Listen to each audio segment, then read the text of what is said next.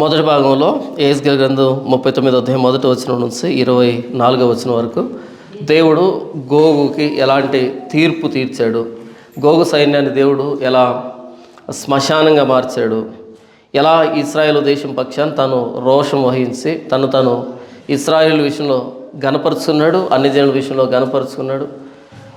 దేవుడు ఒక దేశానికి లేదా ఒక వ్యవస్థకి శత్రువు అయితే, విరోధి అయితే ఆ వ్యవస్థ లేదా ఆ శత్రువు పరిస్థితి ఎంత దారుణంగా ఉంటుంది అన్నది మనం చూసాం.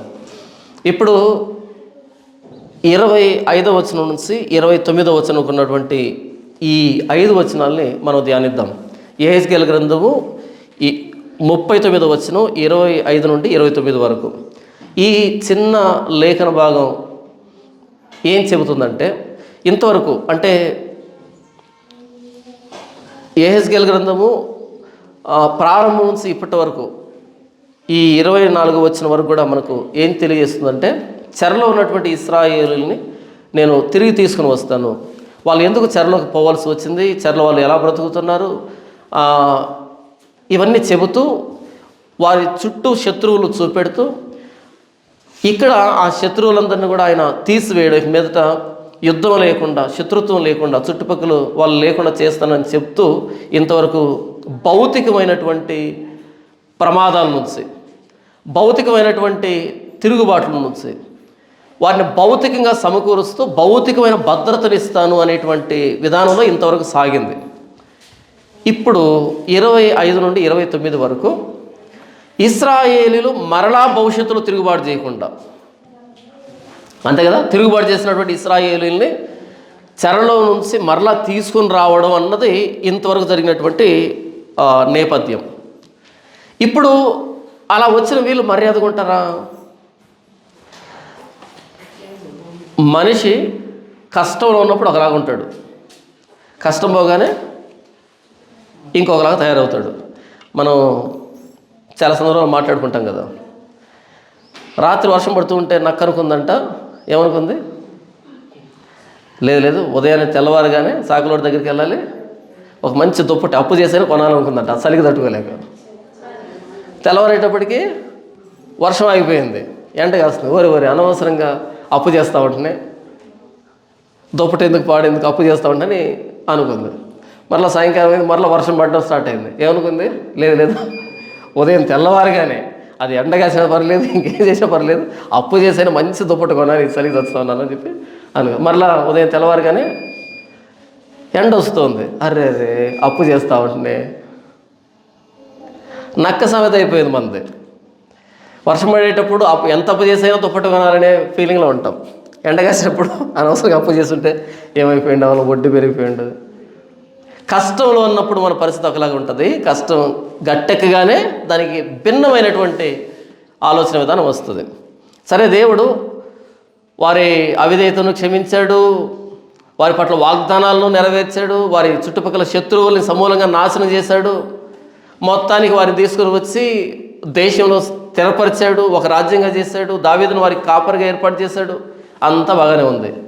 మరలా తిరుగుబాటు చేయరా? మరలా తిరుగుబాటు చేస్తారా, చేయరా? ఒకవేళ మరలా తిరుగుబాటు చేయకుండా ఉంటే అసలు వాళ్ళు మనుషులే కాదు, అవును? To err is human, to forgive is divine అనొక సామెత. తప్పు చేయడం మానవ సహజం, క్షమించడం దేవుని లక్షణం. పాపం చేయడం లైసెన్స్ ఇవ్వట్లే, మన బలహీనతని చెప్తున్నా అంతే.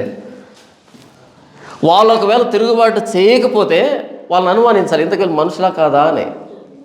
తప్పు చేయింది ఎవర్రా అంటే రోబోట్స్, అవును? రోబోట్స్ తప్పు చేయవు, వాటికి ఏ డేటా ఇస్తే అదే డేటా ప్రకారంగా పనిచేస్తాయి అవి. ఏదైనా తోటలో దేవుడు అంతటిని చేసిన తర్వాత మొత్తం ఈ తోటలో ఉండే ప్రతి చెట్టు ఫలాన్ని మీ ఇష్టం ఏమైనా తినండి, అన్లిమిటెడ్, కానీ ఆ ఒక్కటి ఉంది చూసావా, ఆ ఒక్కదాన్ని మీరు తినకూడదు అన్నాడు. మనల్ని ఏం చేశారు? నెక్స్ట్ మినిటే తింటే దాన్నే తింటాం, లేకపోతే పస్తేనే ఉంటాం. తింటే దాన్నే తింటాం, మానవ సహజ లక్షణం. ఏదేం తోటలోనే దానికి ఎసరు పెడితే ఏదేం తోట బయట ఎన్ని తరాలు దాటొచ్చింది తెలుసా? ఆ మొదటి తరమే పాపం చేస్తే ఆ మొదటి తరం దాటి రెండవ తరం దాటి మూడో తరం దాటి ఎన్ని వేల తరాలు దాటి ఇక్కడికి వచ్చినాం. ఎన్ని పిహెచ్డీలు ఉంటాయి తెలుసా మన పక్కన? అవి కనబడట్లేదు కానీ మన పక్కన పిహెచ్డీ మామూలుగా ఉండవు, అంత నేర్పరులు మనం. కాబట్టి తిరుగుబాటు అన్నది సహజం, తిరుగుబాటుకి శిక్ష కూడా అంతే సహజం. తిరుగుబాటు చేస్తాం, ఇది సహజం అంటే పైనుంచి మొట్టికాయలు కూడా అంతే సహజం, అంతే వేస్తాడు, ఖచ్చితంగా వదిలిపెట్టాడు. శిక్ష తప్పనిసరి. దేవుడు వారిని మరలా ఒక దగ్గరికి సమకూర్చాడు, ఒక దేశాన్ని ఇచ్చాడు, శత్రు భయం లేకుండా చేశాడు, అంత బాగా చేశాడు. మరలా తిరుగుబాటు జరుగుతుంది, మరలా అపవిత్రులు అవుతారు, మరలా పాపం చేస్తారు. ఇదేంటంటే ఆపరేషన్ సక్సెస్ కావడం ఎంత ఇంపార్టెంటో, సక్సెస్ అయిన ఆపరేషన్ని నిలవబెట్టుకోవడం అంతే ప్రాముఖ్యత. హార్ట్ ఆపరేషన్ చేశారనుకో, ఆపరేషన్ సక్సెస్ అంతటితో అయిపోలే, దాన్ని నిలవబెట్టుకోవాలి. మెడిసిన్ ఇస్తాడు, కోర్స్ ఉంటుంది, పోస్ట్ ఆపరేషన్ కాంప్లికేషన్స్ అంటారు వాటిని. తర్వాత చాలా పరిస్థితుల్లో వాటన్నిటిలో నిలవబెట్టుకోవాలి ఆపరేషన్ని. ఆపరేషన్ 5 గంటలు అయిపోతుంది, దాన్ని నిలవబెట్టుకునే ప్రాసెస్ అన్నది 5 నెలలు 6 నెలలు సంవత్సరాలు పడుతుంది. ఇంతవరకు ఆపరేషన్ సక్సెస్. ఇప్పుడు ఆపరేషన్ను నిలవబెట్టుకునే ప్రోగ్రాం ఒకటి పెడుతున్నాడు ఇక్కడ. ఇశ్రాయేలీలు మరలా అవిధేయులు కాకుండా, దోషులు కాకుండా, తిరుగుబాటు చేయకుండా పోస్ట్ ఆపరేషన్ కాంప్లికేషన్స్ రాకుండా చూస్తున్నాడు. అదేంటి అంటే చూడండి, ఇక్కడ ఇశ్రాయేలు హృదయాలకు సున్నతి చేస్తున్నాడు, హృదయాలకి సంస్కరణ తీసుకొని వస్తున్నాడు. ఇంతవరకు ఏంటి, భౌతికంగా శత్రువుల నుంచి వారిని కాపాడాడు, భౌతికంగా శత్రువులు లేకుండా తుడిచిపెట్టేశాడు. ఇప్పుడు లోపల అవిధేయత లేకుండా తుడిచిపెట్టాలి, లోపల అవిధేయత రాకుండా కాపాడాలి. మానవ హృదయం చాలా ప్రమాదకరమైనది, అది ఎప్పుడు ఎలాంటి నిర్ణయాలు తీసుకుంటుంది, ఎలా ప్రవర్తిస్తుంది అన్నది అస్సలు మనకి అర్థం కాదు. కాబట్టి ఇప్పుడు దానికి ఆయన శస్త్రచికిత్స చేస్తున్నాడు, సంస్కరణ చేస్తున్నాడు. 25వ వచనం, కాబట్టి ప్రభువుకు యెహోవా సెలవిస్తున్నదేమనగా, నా పరిశుద్ధ నామమును బట్టి రోషము కలిగిన వాడనై యాకోబు సంతతి వారిని చెరలో నుండి రప్పించెదను, ఇశ్రాయేలీయులు అందరి ఎడల జాలిపడెదను. వారిని తీసుకుని వచ్చాడు. ఎందుకు తీసుకొచ్చాడంటే, ఇంతకీ చెరలో నుంచి ఇశ్రాయేలుని యూదును తీసుకొచ్చాడు. ఎందుకు తీసుకొచ్చాడంట, నా పరిశుద్ధ నామమును బట్టి రోషం కలిగిన వాడనై. ఇప్పుడు మనకేదైనా మేలు జరుగుతుందంటే, మనకేదైనా కలిసి వచ్చిందంటే మనం కాలు ఎగరేసామనుకో, అంతకుమించిన అమాయకులు ఇంకొకరు లేరని. ఆయన నామం మనకు పెట్టబడింది కాబట్టి ఆయన నామాన్ని పరిశుద్ధపరుచుకునే క్రమంలో మనకు మేలు జరుగుతున్నాయి.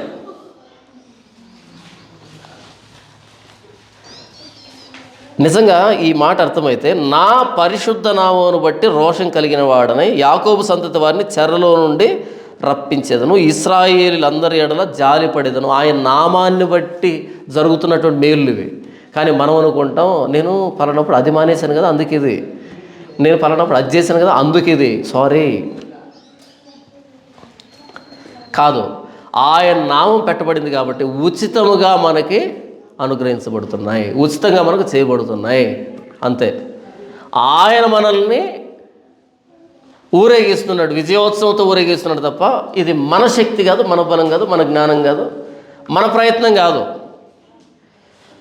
నా పరిశుద్ధ నామమును బట్టి రోషం కలిగిన వాడనై యాకోబు సంతతి వారిని చెరలో నుండి రప్పించెదను, ఇశ్రాయేలీయులు అందరి ఎడల జాలిపడెదను. చాలామందికి స్వస్థత వస్తుంది, లేకపోతే కలిసి వస్తుంది, లేకపోతే మేలు జరుగుతాయి. నేను పోయిన నెల 40 రోజులు ఉపవాసం ఉన్నాను కాబట్టి అనంటే కుదరదు. అంత భోజనాన్ని మానేస్తే అద్భుతాలు ఏం జరగవు. ఇరుగు పొరుగు వాళ్ళలో దేవుని నామం గణపరచబడ్డానికి. ఈవిడ యేసుక్రీస్తు దగ్గరికి వెళ్తుంది కదా, యేసు ప్రభువుని నమ్ముకుంది కదా, ఆయన చేశాడనే ఆయన నామ ఘనత కోసం జరుగుతుంది. కానీ మనం ఏమనుకుంటాం చెప్పండి, ఈ టెంపుల్కి వచ్చిన తర్వాత జరిగింది, ఈ చర్చికి వచ్చిన తర్వాత జరిగింది, ఆయగారు పాస్ చేసిన తర్వాత జరిగింది, ఆయగారు ప్రేయర్ చేసిన తర్వాత జరిగింది కాదు. ఆయన నామాన్ని ఆయన ఘనపరుచుకునేదానికి చేస్తాడు. అది ఎక్కడైనా ఎవరి ద్వారా అయినా. కానీ ఆయన నామాన్ని వ్యర్థంగా వాడతామే, మనం పోతాం నాశనమై. అది కూడా ఆయన తను మహింపరుచుకునే, తను పరిశుద్ధపరుచుకునేది ఏంటి? దుర్మార్గులు తీసివేయడం కూడా. అది మనం ఇంతవరకు చూసాం. కాబట్టి ప్రభువుకు యెహోవా సెలవిస్తున్నది ఏమనగా, నా పరిశుద్ధ నామమును బట్టి రోషం కలిగిన వాడినై యాకోబు సంతతి వారిని చెరలో నుండి రప్పించేదను, ఇశ్రాయేలు అందరి ఎడల జాలిపడేదను. వారు నా ఎడల తాము చూపిన విశ్వాస ఘాతుకమును తమ అవమానమును తాము భరించుదురు. నేను అన్ని జనులందరిలో నుండి వారిని సమకూర్చి వారి శత్రువుల దేశంలో నుండి రప్పించిన తరువాత వారు సురక్షితముగాను నిర్భయముగాను తమ దేశంలో నివసించుచున్నప్పుడు వారి యందు అన్య జనములు అనేకముల ఎదుట నన్ను పరిశుద్ధపరచుకుందును. అన్య జనములోనికి వారిని చెరగా పంపి వారిలో ఎవరిని ఇకను అచ్చట ఉండలేక తమ దేశమునకు వారిని సమకూర్చిన సంగతిని బట్టి నేను తమ దేవుడైన యెహోవానై ఉన్నానని వారు తెలుసుకుందురు.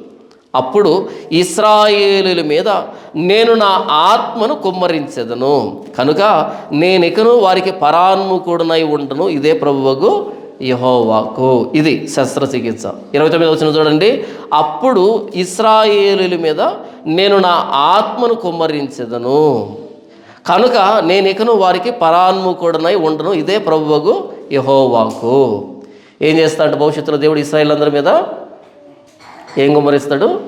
నా ఆత్మను వారి మీద కుమ్మరిస్తాను. అప్పుడు మీరెవరో నాకు తెలియదని నేను అస్సలు అన్నాను, ఎందుకంటే మీ మీద నా ఆత్మ ఉంది కాబట్టి. నేను మీకు పరాన్ముఖుడిని కాను. ఇది గోగు సైన్యాన్ని దేవుడు సంహారం చేశాడనే దానికంటే చాలా పెద్దది ఈ మాట.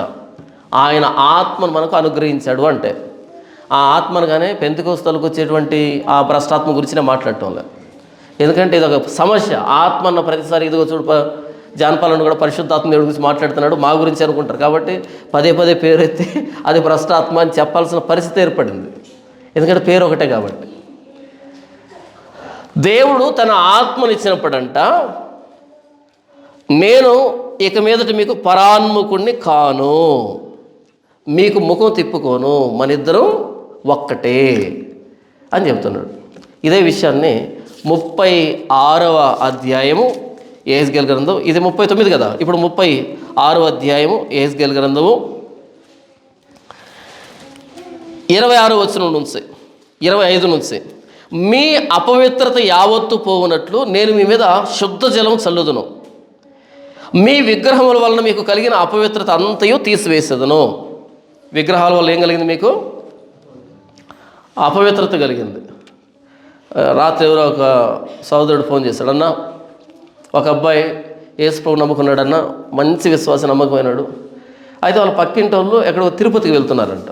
వెళ్తూ ఉండి ఈ అబ్బాయి కూడా టికెట్ తీశారంట. ఎక్కడి నుంచి కదలే, అక్కడ రాజమండ్రి ప్రాంతం నుంచి టికెట్ తీశారంట. అయితే ఈ అబ్బాయి కూడా నేను వెళ్తాను, వెళ్ళి చూసి వస్తాను అన్నాడంట. ఎక్కడికి? ఒక హైందవ గుడికి వెళ్ళి చూసి వస్తాను ఎలా ఉంది అన్నాడంట. అంటే ఈ అబ్బాయి అన్నాడు, ఇంకొక అబ్బాయి, అలా వెళ్ళకూడదు, మనం విగ్రహాల దగ్గర వెళ్ళకూడదు, మనం క్రైస్తవులు. అంటే ఎక్కడుంది అలాంటి మాట బైబుల్లో అని అన్నాడంట. ఏం చెప్తాం ఇలాంటి వాటి అన్నిటికీ? పేకాట ఆడొద్దని బైబిల్లో లేదు, ఉందా? పేకాట ఆడొద్దు, రమ్మి ఆడొద్దు, జోదం ఆడొద్దు, కొకేన్ తీసుకోవద్దు ఉన్నాయి బైబిల్లో? ఉండవు. ఎర్రచందనం స్మగ్లింగ్ చేయొద్దు ఉందా బైబిల్లో? లేదు. చేద్దామా వెళ్ళి? మట్కా ఆడొద్దని ఉందా? లేదు. కొన్ని ఉండవు. అంటే తెలివి ఎంత ముదిరిపోయిందంటే మన వాళ్ళకి, అది వద్దు అంటే బైబిల్లో చూపించు. ఎందుకు ఆ వ్యక్తి అలాంటి అద్భుతమైనటువంటి తెలివిని ప్రదర్శించాడంటే, వీపీ రెడ్డి నాకు ఆయన ఉన్నాడు, ఆయన చెప్పాడు ఇదంతా వ్యవహారం. ఏం కాదు, దేవుడు అర్థం చేసుకుంటాడని. దేవుడు ఏం చేస్తాడంట? అర్థం చేసుకుంటాం. మందే నేరం మైండ్, మనం అర్థం చేసుకోము, మనం ముఖం మీద చెప్పేస్తాం. విగ్రహారం చేయకూడదు, ముఖం మీద చెప్పేస్తాం. కానీ దేవుడు ఏం చేస్తాడు? విశాల హృదయం కలిగి ఆయన అర్థం చేసుకుంటాడు. సత్యం చాలా నేరోగా ఉంటుంది, చాలా సన్నగా ఉంటుంది. ఇరుకు మార్గమున ప్రవేశింప పోరాడండి. విశాలమైన దారి కాదు సత్యానికి, చాలా సన్నగా ఉంటుంది దారి, చాలా సన్నగా ఉంటుంది. ఒక్కోసారి మన చేతులు మన కాళ్ళని నరుక్కోవాల్సిన పరిస్థితి వస్తుంది. అంతేనా? పక్కన వాళ్ళ కాళ్ళ చేతులు కాదు, ఒక్కొక్కసారి మన చేతులు మన కాళ్ళే నరుక్కొని మోకాల మీద వెళ్ళాలంటే ఆ దారిలో 10 దైవజనుడు రాస్తాడు. దేవుడు అర్థం చేస్తున్నాడు. చూడండి ఇక్కడ ఏమని రాస్తున్నాడు అంటే 25వ వచనంలో, మీ అపవిత్రత యావత్తు పోనట్లు నేను మీ మీద శుద్ధ జలం చల్లుదును. అపవిత్రత అంటే ఏంటి ఇంతకీ చెప్తున్నాడు చూడండి పక్కనే, మీ విగ్రహముల వలన మీకు కలిగిన అపవిత్రత అంతా తీసివేస్తాను. ఇశ్రాయేలీయులారా, మీరు విగ్రహారాధన చేశారు కాబట్టి అది అపవిత్రత, నేను కడిగితే కానీ పోనంత అపవిత్రత అన్నాడు. బైబిల్లో ఉందా విగ్రహాల దగ్గర పోవద్దని? స్పష్టంగా ఉంది. పోతే ఏమవుతుంది? అపవిత్రత. అపవిత్రత అంటే తెల్ల చొక్క మీద మరకలు పడతాయా? తెల్ల చొక్క మీద మరకలు పడతాయా? ఆత్మ మీద పడతాయి, భక్తి మీద పడతాయి, ఆధ్యాత్మికత మీద పడతాయి, విశ్వాసం మీద పడతాయి కదా. అపోజిషన్ అంటే అపోజిషనే, అంతే. అంటే ఎందుకు ఇది చెప్పాను అంటే, చూపించండి బైబిల్లో ఎక్కడుందో వెళ్ళకూడదని. అది అపవిత్రత అని ఇంత స్పష్టంగా చెప్పిన తర్వాత మరలా ఎక్కడుందో చూపించంటే ఇంకేం చూపించాలి? ఆ అబ్బాయి అడిగాడు రాత్రి, తిరుపతికి వెళ్ళడం తప్పని బైబిల్లో చూపించన్నాడంట. అంటే ఇప్పుడు ఏం రాయాలి బైబిల్లో? తిరుపతికి వెళ్ళడం తప్పు అని రాయాలి ఇక్కడ. అది ఇంకెప్పటికీ జరగదు అది. కాబట్టి ఏం చేద్దాం, మనం అంతా వెళ్ళొద్దాం. తెలివి అంటారు దీన్ని. ఏమంటారు? తెలివి. తలలో ఉండే తెలివి కాదు ఇది. ఎక్కడుంటుంది? మోకాళ్ళ, అది అక్కడి నుంచి దిగజారి మరలా అరికాల్లో కూర్చుంటుంది వీళ్ళకి, పాదాల్లో ఉంటుంది తెలివి. ఆ బైబిల్లో చూపించు తిరుపతికి వెళ్ళడం తప్పని. 26 వచనం చూడండి, నూతన హృదయం మీకు ఇచ్చేదను, నూతన స్వభావం మీకు కలుగు చేసేదను, రాతి గుండె మీలో నుండి తీసివేసి మాంసపు గుండెను మీకు ఇచ్చేదను, నా ఆత్మను మీ యందు ఉంచి నా కట్టడలను అనుసరించు వారిగాను నా విధులను గైకొని వారుగాను మిమ్మును చేసేదను. ఎందుకంట దేవుని ఆత్మ మనకి? పరిశుద్ధాత్మ దేవుడు మనకు ఎందుకు చెప్పండి. చూడండి 27వ వచనం, నా ఆత్మను మీ యందు ఉంచి నా కట్టడలను అనుసరించు వారిగాను నా విధులను గైకొని వారుగాను మిమ్మును చేసేదను. ఒకవేళ ఆత్మ అనుగ్రహించబడలేదనుకో, దేవుని కట్టడలు మనం చదువుతాం, గుర్తుపెట్టుకుంటాం, అర్థం చేసుకుంటాం, కానీ ఏం చేయలేం, వాటి ప్రకారం బ్రతకలేం, ఆయన ఆజ్ఞల్ని ఆయన విధుల్ని గైకొనలేం. ఇవన్నీ జరగాలంటే ఎవరు కావాలంట? పరిశుద్ధాత్మ దేవుడు కావాలి. ఈరోజు పరిశుద్ధాత్మ దేవుడు ఒక వ్యక్తిలో ఉన్నాడు అనే దానికి గుర్తేంటి? పెంతెకొస్తల దగ్గరికి వెళ్ళాడు కండి, జాన్ పాల్కి పరిశుద్ధాత్మ దేవుడు ఉన్నాడంటే అస్సలు లేడంటారు వాళ్ళు. ప్రపంచంలో ఎవరికైనా పరిశుద్ధాత్ముడు అన్నా చెప్తాం, కానీ ఆ జాన్ పాల్కి తప్ప ఇంకందరికీ ఉంటాడు పరిశుద్ధాత్మ దేవుడు. నిజం. ఆత్మను నమ్మడండి జాన్ పాల్ గారు. మనం ఆత్మను నమ్మమంట. ఏ ఆత్మను నమ్మమంటే పెంతెకొస్తలకు వస్తున్నటువంటి భ్రష్టాత్మను నమ్మం మనం. బైబిల్లో చెప్పబడిన పరిశుద్ధాత్మ దేవుడిని మనం ప్రకటించినందుకే ఇంకెవరు ప్రకటించరు. ఇంత స్పష్టంగా ఉంది చూడండి.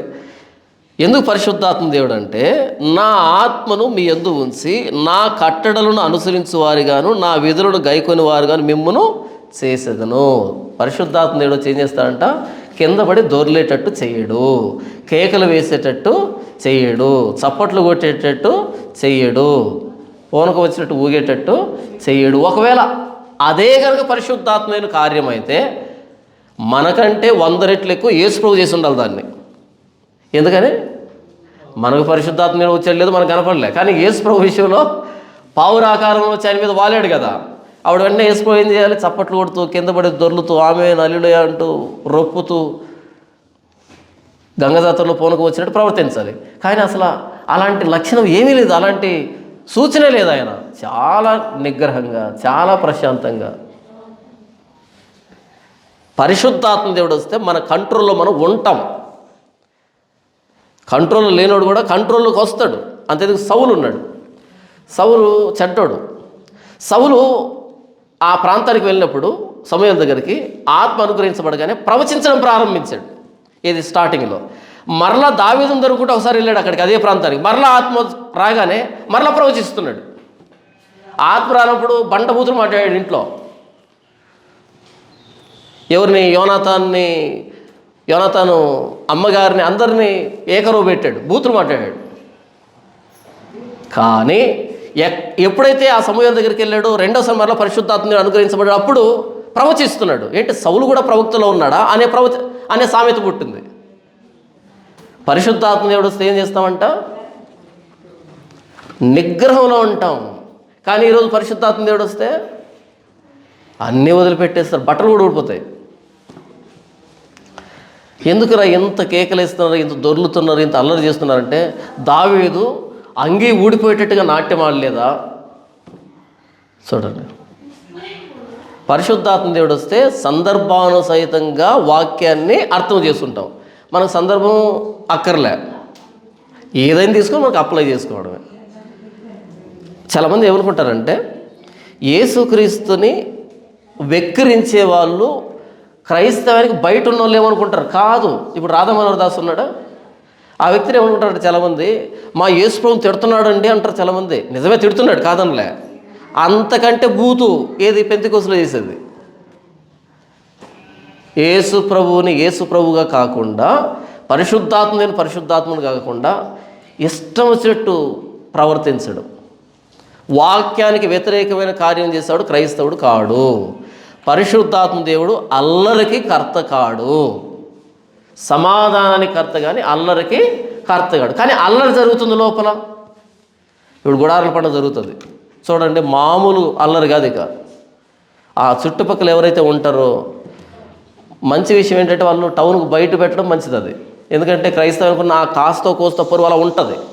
టౌన్ మధ్యలో పెట్టారనుకోండి, ఆ అయిపోయినటువంటి రోజులన్నీ తిట్టుకుంటారు చుట్టుపక్కల వాళ్ళు, ఏం కరమరా స్వామి ఇదని. ఈ పెంతెకోస్తలు ఎక్కడ రూమ్ బాడుగు తీసుకుంటారు తెలుసా, చర్చిలు బాడుగు తీసుకుంటారు తెలుసా, ఎగ్జాక్ట్ టౌన్ మధ్యలో తీసుకుంటారు.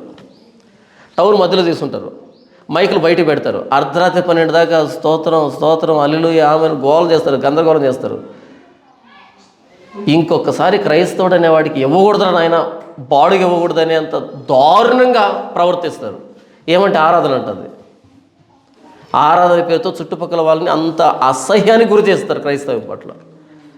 పరిశుద్ధాత్మ దేవుడు వస్తే ఆయన ఆజ్ఞలను ఆయన కట్టడలను అనుసరిస్తాం, అనుసరించే వారిగా ఆయన చేస్తాడు. అది పరిశుద్ధాత్మ దేవుడు వచ్చాడని గుర్తు. అంతేగాని అల్లరి చేస్తేనో కేకలు వేస్తేనో ఒక పాటను అటు ఇటు తిప్పి 20 సార్లు పాడితేనో పరిశుద్ధాత్మ దేవుడు వచ్చినట్టు కాదు. ఆత్మను ఒప్పుకోడండి జానపాలు. నేను ఎప్పుడు ఒప్పుకోను, నేను ఎందుకు ఒప్పుకోను? పరిశుద్ధాత్మ నేను ఒప్పుకోకుండా నేను పాస్ని ఎట్టవుతాను? పరిశుద్ధాత్మ ఇప్పుడు వస్తాం, అక్కడ కూడా వద్దాం. చూడండి, ఇది వాగ్దానం, ఇది భవిష్యత్తు వాగ్దానం. భవిష్యత్తులో మీకు నేను పరిశుద్ధాత్మ దేవుణ్ణి ఇస్తాను. ఒకప్పుడు మీరు చెరలోకి ఎందుకు వెళ్ళాల్సి వచ్చిందంటే, నా ఆజ్ఞలు పాటించలేదు కాబట్టి, నా కట్టడలు పాటించలేదు కాబట్టి, నాకు వ్యతిరేకంగా ప్రవర్తించారు కాబట్టి. మిమ్మల్ని మరలా తీసుకొని వస్తాను, మీ అపవిత్రత తీసివేస్తాను, మీకు నూతన స్వభావాన్ని ఇస్తాను, నూతన ఆత్మని ఇస్తాను, నూతన హృదయాన్ని ఇస్తాను. వీటితో పాటు పరిశుద్ధాత్మ దేవుని అనుగ్రహిస్తాను. నా ఆజ్ఞల్ని కట్టడల్ని పాటించే వారిగా నేనే చేస్తాను మిమ్మల్ని. ఈ మధ్య ఏదో ఒకటి చూసాను, లాక్. అది ఎలాగంటే ఇటువైపు మ్యాగ్నెట్ ఉంటుంది, ఇటువైపు మ్యాగ్నెట్ ఉంటుంది, రెండు వైపు మ్యాగ్నెట్ ఉంటుంది. అతికించేదాన్ని ఈ రెండు ఇలా దగ్గర తీసుకొని రెండు అతుక్కుంటాయి. లాక్ సిస్టమ్ లాగా వచ్చింది. రెండిట్లో మ్యాగ్నెట్ పెడతారు, రెండు అతుక్కుంటాయి. ఒకవేళ ఇటువైపు మ్యాగ్నెట్ పెట్టి ఇటువైపు ప్లాస్టిక్ పెట్టారనుకో, అతుక్కుంటాయా? అతుక్కోదు. ఇటువైపు మ్యాగ్నెట్ పెడితే బలంగా ఉంటుంది, ఇక దాన్ని తీయడం చాలా కష్టం. ఇలా నా ఆత్మను మీ యందు ఉంచి అంటే, దేవుని ఆత్మను పరిశుద్ధాత్మ మన హృదయం మనకు దేవుడు అనుగ్రహించినప్పుడు దేవుడికి మనకి సంబంధం బలంగా ఉంటుంది. రెండు మ్యాగ్నెట్ల మధ్య బలం ఎలా ఎక్కువ ఉంటుందో, అతుక్కుపోతుందో, అలా నా ఆత్మను మీ యందు ఉంచి నా కట్టడం అనుసరించేవారుగా, నా విధులు గైకొనేవారుగా నేను మిమ్మల్ని చేస్తాను. బలమైనటువంటి సంబంధం దేవుడికి మనకి ఎప్పుడు వస్తుందంటే పరిశుద్ధాత్మ దేవుడు అనుగ్రహించబడినప్పుడు. దేవుడికి ఈ విశ్వాసులకి ఎప్పుడు బలహీనమైన సంబంధం ఉంటుందంటే, వాళ్ళు పెంతెకోస్తలు అయినప్పుడు వాళ్ళ సంబంధం ఉండదు దేవునితో. వాళ్ళ చర్చెస్ సంబంధం ఉంటుంది, వాళ్ళ పాస్టర్తో సంబంధం ఉంటుంది, కళలతోనూ దర్శనాలతోనూ సంబంధం ఉంటుంది తప్ప దేవునితో సంబంధం ఉండదు వాళ్ళకి. దేవునితో సంబంధం ఎప్పుడు వస్తుందో మనకి లేఖనంగా అర్థం చేసుకున్నప్పుడు బలమైన సంబంధం ఉంటుంది.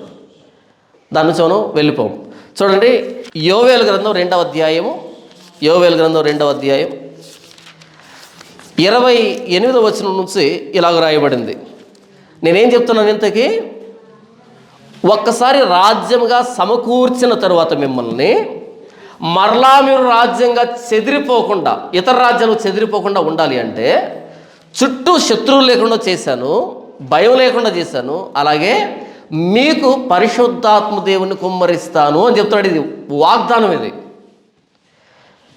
అది యెహెజ్కేలు గ్రంథం 36వ అధ్యాయం కూడా చదివి వినిపించాను. 2 చోట్ల ఒకే వాగ్దానం రాయబడింది. ఇప్పుడు యోవేలు గ్రంథం 2వ అధ్యాయము 28వ వచనం, తరువాత నేను సర్వజనుల మీద నా ఆత్మను కుమ్మరింతును.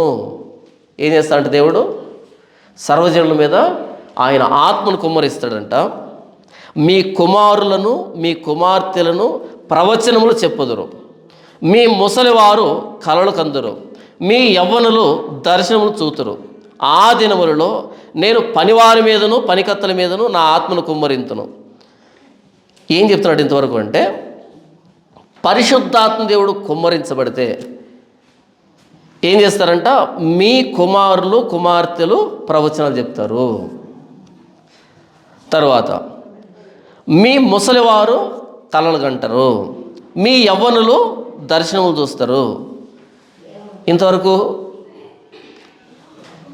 సమాజంలో గొప్ప వాళ్ళ గురించి చెప్పబడింది. ఇప్పుడు ఆ దినముల్లో నేను పనివారి మీదను పనికత్తుల మీద కూడా ఆత్మను కుమ్మరిస్తాను. పని వాళ్ళంటే తక్కువ, పనికత్తులు అంటే తక్కువ. అంటే దేవుడు దేశం మొత్తాన్ని తనతో సంబంధం కలిగి ఉండేటట్టుగా చేస్తున్నాడు. ఒక్కరిని కూడా మినహాయించకుండా పెద్దవాళ్ళకి ఆత్మను అనుగ్రహించాడు, కుమార్తెలకు ఇచ్చాడు, కుమారులకు ఇచ్చాడు, ముసలి వాళ్ళకి ఇచ్చాడు, యవనస్తులకు ఇచ్చాడు, పనులకు ఇచ్చాడు, పనికత్తులకు ఇచ్చాడు. దేశం అందరి మీద ఏం కుమ్మరించబడుతుందంట, వర్షం పడినట్టుగా పరిశుద్ధాత్మ దేవుని కుమ్మరిస్తాడంట. అప్పుడు ఈ కుమారులు కుమార్తెలు ఏం చేస్తారంట, ప్రవచనాలు చెప్తారంట. ఏది ఇప్పుడు చెప్తున్నారు ప్రవచనాలు, అలాగనా? ప్రవచనాలు చెప్తాడంటే అర్థం ఏమని? ఈ మ్యాచ్లో ఇండియా గెలుస్తుంది, ఇది నా ప్రవచనం. ఈ ప్రవచనాలా? అది కాదు కదా. ఈరోజు ప్రవచనాలు చెప్తాడు ఏమని? మొన్న ఎలక్షన్ జరిగే అమెరికాలో ఖచ్చితంగా రిపబ్లికన్ పార్టీ వస్తుంది ఒకడు, కాదు డెమోక్రాట్స్ వస్తుంది ఇంకొకరు. ఇది ప్రవచనం. ఇట్లా సొల్లు ప్రవచనాలు కాదు ప్రవచించేది, ప్రభువును గురించి ప్రవచించడం. ఎంతవరకు? ప్రకటన గ్రంథం, ప్రవచన గ్రంథమైన ప్రకటన గ్రంథం సంపూర్తయ్యేంత వరకు అని, ఆ తర్వాత కొనసాగుతాయని కాదు. ఇప్పుడు ప్రవచనాలు అవసరమా? చెప్పబడిన ప్రవచనాలని అర్థం చేసుకోవడం అవసరం. కొత్త ప్రవచనాలు వద్దు ఇప్పుడు మనకి. ఇదిగో ఈ స్క్రీన్కి కుడివైపు ఉన్న వ్యక్తులకి మగబిడ్డ పుట్టబోతున్నాడు, ఇలాంటి సొల్లు ప్రవచనాలు కాదు. ప్రవచనం అంటే ఏంటంటే ప్రభు అయిన యేసుక్రీస్తు వారిని గణపరిచేది, ప్రభు అయిన యేసుక్రీస్తు వారిని గురించి వివరించేది. ప్రభు అయిన యేసుక్రీస్తు వారి పేరట శ్రమలు రాబోతున్నారు, అగబరే ప్రవక్త ప్రవచించాడు, జరిగింది. అలాగే ప్రవచన గ్రంథమైన ప్రకటన గ్రంథం సంపూర్తి అయిపోయిన తర్వాత ఇప్పుడు ప్రవచనం ఎందుకు? దేనికి ప్రవచనం? ఈరోజు ప్రవచనాలు చెప్పేవాళ్ళు ఎక్కువైపోయారు. ప్రవచనాలు చెప్పేవాళ్ళు ఏమైపోయారు?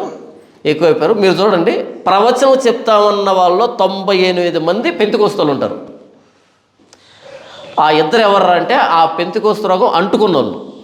అంటే మొత్తానికి 100 మంది ఎవరు? అర్థమైందా? పెంతెకొస్తు అన్నది అంటురోగం. ఎందుకు అంటురోగం అంటే దాంట్లో భక్తిహీనత ఎక్కువ ఉంటుంది. భక్తిహీనత అంటువ్యాధి, లోకం ఎక్కువ ఉంటుంది, మూఢత్వం ఎక్కువ ఉంటుంది, బైబిల్ నిరక్షరాస్యత ఉంటుంది. ఇది అంటురోగం, అంటుకుంటుంది. ప్రవక్తలు ఎక్కువయ్యారు, అపోస్తలు ఎక్కువయ్యారు. ఈరోజు ఇప్పుడు అపోస్తలు లేరు కానీ అపోస్తలని పేరు పెట్టుకుంటున్నారు, ప్రవక్తలు లేరు కానీ ప్రవక్తలని పేరు పెట్టుకుంటున్నారు. ఏం చెప్తారంట? ప్రవచనాలు చెప్తారంట. ఈ మధ్య గుంటూరులో కూడా మీటింగ్ జరిగింది, అక్కడ ప్రవచనం చెప్పాడు ఒక ఆయన. ఇప్పుడు మీరు విత్తితే ఈ మీటింగ్లో ఏం చేస్తే విత్తితే అంటే డబ్బు ఇస్తే 6 నెలల్లో పంటకు వస్తారంట. ఇప్పుడు అదేదో వీడే విత్తొచ్చు కదా. ఇంట్లో ఆస్తి నమ్మేసి, బంధువులు ఆస్తి నమ్మేసి వీడే విత్తితే ఆ మీటింగులకి వీడే పంట కోసుకుంటాడు. సరే, వాళ్ళు ఏదో విత్తుదామనుకున్నారు, 1000 రూపాయలకు తక్కువ కాకుండా విత్తండి అంటున్నాడు. మరలా ఎంత విత్తాలంట? 1000 రూపాయలు తక్కువ కాకుండా విత్తండి. ఇంకేం చెప్తాడు తెలుసా? మీ చెవులకి ముక్కులకి ఉన్నటువంటి ఆభరణాలు కూడా వేయండి అని అడుగుతున్నాడు. పక్కన వాళ్ళు గాండ్రి చుమ్ముతున్నారు ముఖం మీద, ఏం కర్మరా ఇది అని. సిగ్గు లేకుండా దాన్ని యూట్యూబ్లో పెట్టుకున్నారు, ఇదేదో పెద్ద ఘనకార్యం అన్నట్టు. ఇంతగా ప్రసంగం చేశాడు ఎవడెంతకి? ప్రవక్త, అపోస్తులుడు. అది వచ్చిన కర్మ. ఇలాంటి వాళ్ళు అపోస్తులు కాదు, ప్రవక్తలు కాదు. ఇవి ప్రవచనాలు కాదు. 6 నెలలకు మీరు పంటను కోస్తారు, ఎందుకంటే 6 నెలలకు వీడెవడో 6 నెలలకు మీరు పంటను కోస్తారు కాబట్టి ఇప్పుడు విత్తండి, 1000 రూపాయల కంటే తక్కువ ఇవ్వకండి. చాలా ప్రయాసపడ్డాం. ఎందుకు ప్రయాసపడ్డాం? ఇప్పుడు మనం ఫ్లాట్లు కొంటారు చాలామంది, ఫ్లాట్లు భూములు కొంటుంటారు. ఎందుకు కొంటారు? బిల్డింగ్ కట్టడానికి కొని ఆ పక్కన పెట్టేసి ఉంటారు. ఒకనొక రోజు రేట్ వస్తుంది, అమ్ముకుందామని కదా. ఫ్లాట్ మీద పెట్టేది కాస్త ఎక్కడ పెడితే పోలే, 6 నెలలకు పంట వస్తుంది. 6 నెలలకు దేవుడు ఏం చేస్తాడంట? పంటను ఇస్తాడంట. దోచుకునే వాళ్ళు ఎక్కువయ్యారు ప్రవక్తల రూపంలో. ఈ 2025లో ఏ పాస్టర్ పేరు ముందైనా అపోస్తలుడని కానీ ప్రవక్త అని కానీ ఉంటే వాడు దొంగ. మరొకసారి చెప్తున్నాను, గుర్తుపెట్టుకోండి. ఈ 2025లో ఏ పాస్టర్ పేరు ముందైనా సరే అపోస్తలుడు అని కానీ ప్రవక్త అని కానీ ఉంటే వాడు గజ దొంగ. క్రైస్తవ ముసుగులో దోచుకోవడానికి వచ్చినటువంటి దొంగ. గుర్తు చెప్తున్నాం మీకు, ఎందుకంటే మీరు ఎక్కడ మిగిలిపోయారంటే అమ్మో మనం అనొచ్చు అలా అని. అనొచ్చు, గట్టిగా 2-3 సార్లు కూడా అనొచ్చు. ఎందుకని? ఇప్పుడు ప్రవచనాలు లేవు. ఉన్న ప్రవచనాలని అర్థం చేసుకునే రోజులు ఇవి. ఆదికాండం నుండి ప్రకటన గ్రంథం దాకా ఉన్నటువంటి ప్రవచనాలకి అర్థాన్ని అర్థం చేసుకుని దాని ప్రకారం బ్రతకాల్సినటువంటి రోజులు ఇవి. ఇప్పుడు ప్రవచనం ఎందుకు?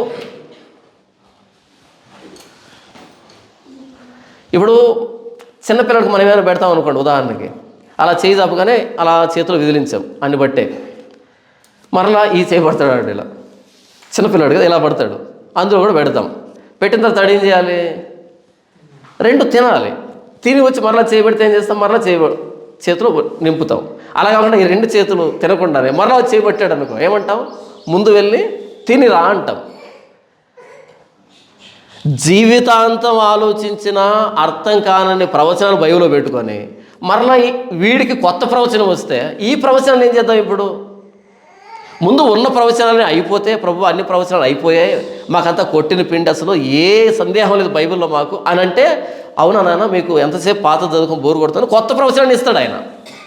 ఉన్న ప్రవచనాలకి అర్థం తెలియదు, ఉన్న ప్రవచనాలకి అర్థం తెలియదు. బైబిల్ ఒక ఈ ఎవరైతే అపోస్తలులు ప్రవక్తలు ఉంటారో బైబిల్ తెలియదు వాళ్ళకి. మరలా కొత్త కొత్త ప్రవచనాలు. ఈ ప్రవచనాలు ఏం చేద్దాం? ఉన్న ప్రవచనాలని.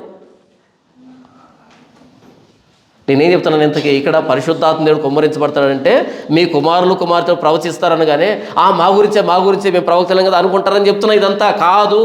2025లో ప్రవక్తలు లేరు, దొంగలు. ఎవడైనా ప్రవక్త అని పేరు పెట్టుకుంటే అందుకు చెప్తున్నా ఇదంతా.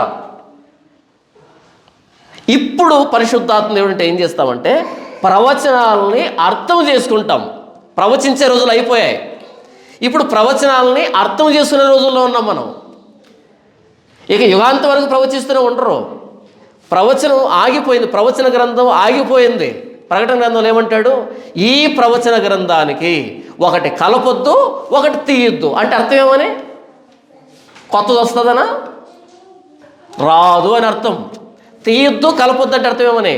అయిపోయింది, సంపూర్ణం. మీకు ఎంత తెలియాలో, ఎన్ని విషయాలు తెలియాలో అన్ని విషయాలు చెప్పేసానని అర్థం. చివరిలో ది ఎండ్ అని పడింది అనుకో, దాని అర్థం ఏమని? అయిపోయిందా? చివరిలో ఇంకా కొసమేరు పొందనా? అయిపోయింది, ఇక లేచి ఇంటికి వెళ్ళిపోండి అని. ప్రకటన గ్రంథంలో కలపొద్దు తీయొద్దు అన్నాడు అంటే మీకు ఎంత చెప్పాలో, యేసు ప్రభు గురించి ఎంత అర్థం చేయించాలో అంతా చెప్పేశాను. కాబట్టి ఈ ప్రవచన గ్రంథంలో ఉన్న వాటిని విని గైకొనేవాడు ధన్యుడు. మరలా ప్రకటించేవాడు కాదు, విని గైకొనేవాడు ధన్యుడు, అర్థం చేసుకునేవాడు ధన్యుడు.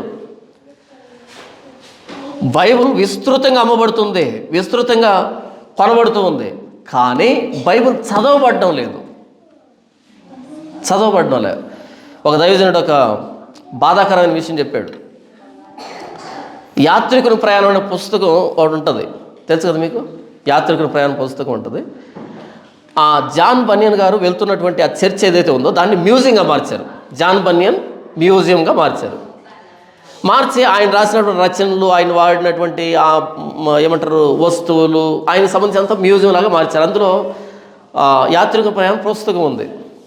అలాగే ఆయన ఫేమస్ అయ్యాడు కదా. ఈయన వెళ్ళాడంట, ఆ ప్రాంతానికి వెళ్ళాడు, లండన్ అనుకుంటా బహుశా అది. లండన్కి వెళ్ళాడు, ఆ మ్యూజియం అంతా చూశాడు. చూసి ఇలా రాశాడా, ఇలా జైల్లో అనుభవించాడా, ఇలా ఆ యాత్రిక ప్రయాణానికి సంబంధించినటువంటి ఆ ఉపమానాలు, భావాలు అన్నింటినీ ఆవిష్కరించాడు అక్కడ. మొత్తం అంతా చూసి ఈయనకి బాగా గంభీరమైన వాతావరణం వచ్చింది. గుండె బరువు ఎక్కిపోయింది, అంటే ఇంత సేవ చేశాడా అని. అలా వచ్చి ఆ రిసెప్షన్ ఉంటుంది కదా, ఏది టికెట్లు ఇస్తూ ఉంటుంది, లోపలికి పోవడానికి టికెట్లు ఇస్తుంటుంది కదా, ఆవిడ దగ్గరికి వచ్చి అన్నాడంట, అసలు యాత్రికుని ప్రయాణం పుస్తకం ఎంత అద్భుతంగా రాశాడు ఆయన, దేవుడు ఎంత జ్ఞానం ఇచ్చాడు ఆయనకి అన్నట్టుగా అంటున్నాడంట ఆవిడతో. ఆవిడ అందంట, ఏమో సార్ నాకు తెలియదు అందంట. ఏంటి ఏమో సార్ నాకు తెలియదు, కానీ ఎక్కడ పనిచేస్తుంది? మ్యూజియం లోపలికి వెళ్ళే వాళ్ళకి టికెట్లు ఇచ్చే దగ్గర పనిచేస్తూ మ్యూజియంలో ఏముందో లోపల అన్నది ఈవిడ తెలియదు. ఇబ్బంది ఏం లేదు, అది యాత్రికుని ప్రయాణం, అదేం బైబిల్ కాదు. కానీ బైబిల్ పట్టుకుని మనకేం తెలియదు, ఏమో సార్ మాకేం తెలియదు, ఇంకేం తెలుసు అంటే మోస్తాం అంతే. బైబిల్ని ఏం చేస్తాం మనం? మీకు కథ చిన్నప్పుడు చదివి ఉంటారు మీరు. ఒకరోజు యజమాని ఏం చేశాడంట, గాడిద మీద ఉప్పు మూటేశాడంట. వేయగానే ఈ ఇటువైపు నుంచి అటువైపుకి రావడానికి మధ్యలో ఏముంది? నది ఉంది, కాలువ ఉంది. రోజు మోస్తూ పోతూ ఉంది. ఒకరోజు ఏమైందంటే ఆ నదిలోకి రావడం కాలు బెనికి దడేల కింద పడింది. ఏముంది పైన మూటలో? ఉప్పు ఉంది. సరే దాన్ని లేచి మరలా ఉప్పు మూటను తీసి పెట్టాడు దాని మీద. పెట్టగానే అటువైపు వచ్చింది, నడుచుకుంటూ పోయే కొద్దీ బరువు తగ్గుతుంది దీనికి. ఎంత తగ్గి ఉంటుంది? ఉప్పు కారిపోతుంది కాబట్టి తగ్గిపోతుంది. ఈ గాడిదకి అద్భుతమైన ఐడియా వచ్చిందేమని, అరే ఇన్ని రోజులు నీళ్ళలో పడి వెళ్తుంటే బరువు అలాగే ఉంటుంది, నీళ్ళలో పడి లేచిన తర్వాత బరువు తగ్గుతుంది అని మరుసటి రోజు రావడం, అలా పడిపోవడం, మరలా ఎత్తి పెట్టడం, బరువు తగ్గిపోతుంది. ఎంజాయ్ చేస్తుంది అది. అర్థమైంది వీడికి. అర్థమై ఆ రోజు ఏమెత్తాడు మీదకి? దూది, పత్తి ఉంటుంది కదా, పత్తి మూట ఎత్తాడు దాని మీదకి. మోసుకుంటూ పోయింది, నది దగ్గరికి వచ్చింది, అలా పడిపోయింది అనమాట. పడగానే ఎత్తి మీద పెట్టాడు. ఏమైంది చెప్పండి? అడుగు తీసి అడుగు వేస్తుంటే బరువు పెరుగుతుంది, దూది నీళ్ళు పీల్చుకుంటుంది కదా, అలా చచ్చింది దాని కింద పడి. ఎందుకు ఈ చావు వచ్చిందంటే మూటలో ఏముందో తెలియనటువంటి మూర్ఖత్వం. మూటలో ఏముందో తెలిస్తే ఈ చావు రాదు. మనం అదే బైబిల్ మోస్తాం, లోపల ఏముందో తెలియదు. బైబిల్ మోస్తాం తప్ప బైబిల్లో ఏముందో మనకు తెలియదు. క్రైస్తవులు అంటే ఎవర్రా అంటే బైబిల్ మోసేవాళ్ళు. పోనీ ఏమైనా తెలుసా అంటే తెలియదు. నంబర్ 2 తెలుసుకోవాలని కూడా ఉండదు. ఈ 2 డెఫినేషన్లు ఇవ్వాలి. నంబర్ 1 తెలియదు, నంబర్ 2 తెలుసుకోవాలని కూడా ఉండదు. ఇది దౌర్భాగ్యం. అంటే గాడిద నయం మనకంటే. దానికి జ్ఞానం లేదు కాబట్టి చచ్చింది. కానీ మనం బైబిల్ పట్టుకుంటాం. క్రైస్తవుల ఇంట్లో బైబిల్ ఎన్ని ఉంటాయి చెప్పండి? పిల్లలకి బైబిల్ ఉంటుంది, పెద్దలకి బైబిల్ ఉంటుంది, ఫంక్షన్కి వెళ్ళే బైబిల్ ఉంటుంది, కంకార్డెన్స్ ఉంటుంది, ఈ ఫింగర్స్తో తీసుకుంటే ఉంటుంది, అది ఉంటుంది, రకరకాలు ఉంటాయి అన్నమాట. కొరియన్ ప్రింట్ ఉంటుంది, చైనా ప్రింట్ ఉంటుంది, వాడుక భాష బైబిల్ ఉంటుంది, ఇంగ్లీష్ బైబిల్ ఉంటుంది, అందులో వర్షన్స్ ఉంటాయి. కనీసం ఒక 10 ఉంటాయి ఇంట్లో. ఒక్కొక్కరింట్లో 10 పేజీలకు నికార్సుగా అర్థం తెలియదు మనకి, మోసుకుంటూ ఉంటాం. ఎందుకు నేనేం చెప్పాను అంటే ప్రవచన గ్రంథాన్ని గైకొనేవాడు ధన్యుడు తప్ప ఇప్పుడు ప్రవచనాలు మొదలుపెట్టేవాడు దౌర్భాగ్యుడు. వినకండి. ఈ 2025లో ఎవడైనా ప్రవచనం చెప్తానంటే వాడు దొంగ అని అర్థం. బైబిల్ అర్థం కానటువంటి అమాయకులను ఆశ్రయ చేసుకుని బ్రతకడానికి వచ్చాడని అర్థం. పరిశుద్ధాత్మ దేవుడు వస్తే ప్రవచించారు. ఎంతవరకు ప్రవచించారు? ప్రకటన గ్రంథం చివరి దాకా ప్రవచించారు. ఒకవేళ ఇప్పుడు నేను చెప్తున్నది కూడా ప్రవచనం అయితే అది ఎక్కడ ఉండాలి? బైబిల్లో ఉండాలి. మరి బైబిల్లో పెడతారన్న ప్రవచనాన్ని? పెట్టరు. కాబట్టి ఇప్పుడు ప్రవక్తలు లేరని చెప్పాను. ఎందుకని? పరిశుద్ధాత్మ దేవుడి గురించి చెబుతూ మీ కుమారులు ప్రవచిస్తారని. కానీ మేము కూడా ప్రవచిస్తున్నాం, అందుకే మా పరిశుద్ధాత్మ దేవుడు వచ్చాడు అని అంటారని చెప్పిన ఇదంతా కాదు. ఇప్పుడు ప్రవచనాన్ని అర్థం చేసుకుంటాం. మరలా అడుగుతారేమో, ఎక్కడుంది అర్థం చేసుకుంటామని అని అడగొద్దు. సంపూర్తి అయిపోయిన దాని తర్వాత సంపూర్తి అయిన దాన్ని అర్థం చేసుకుంటామని అర్థం. మీ కుమార్తెలు కుమారులు ప్రవచనం చెప్పుదురు, మీ ముసలివారు కలలు కందురు. కళ అంటే మన రాత్రి ఒడిగొట్టుకుంటే కలలు కాదు. యోసేపు కళ వచ్చింది.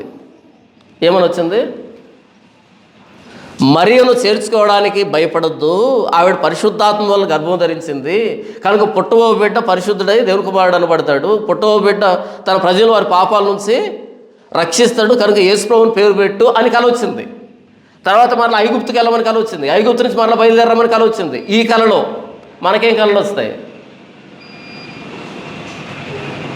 విచిత్రమైనటువంటి కళలు, విచిత్రమైనటువంటి భావాలు.